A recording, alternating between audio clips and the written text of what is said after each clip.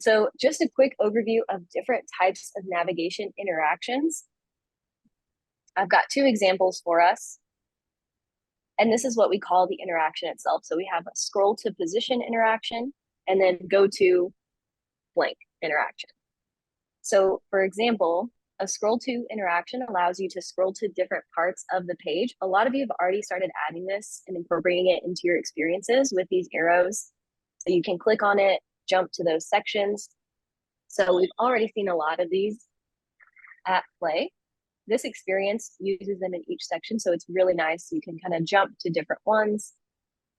As you scroll, you keep finding them to just quickly jump to these sections.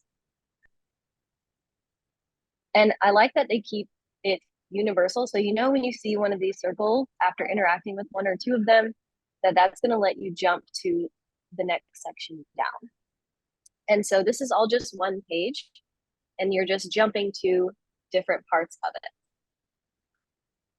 Whereas if you have a multi-page experience and you want to go to different pages, that's when we would start using some like go to next page, go to previous page, or go to a specific page interaction.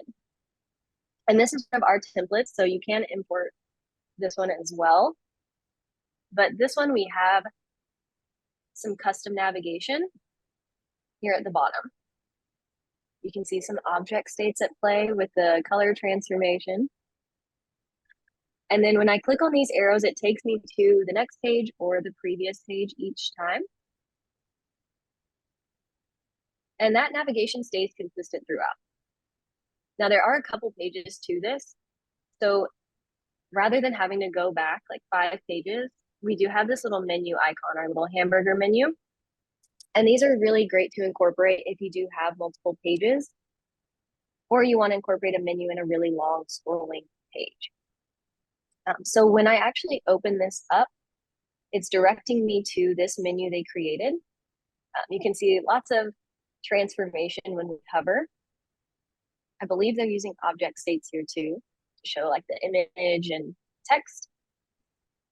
But the interaction itself is going to be when I click on any of these numbers, it's going to take me to that page.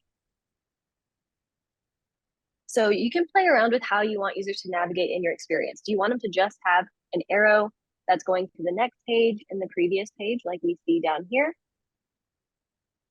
Do you want a menu that they can go to at any point and direct them to it?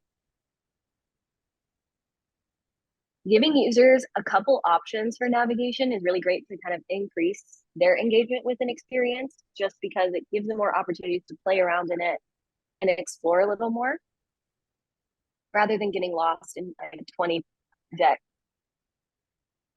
presentation. So it definitely puts them in the driver's seat a little bit with your navigation.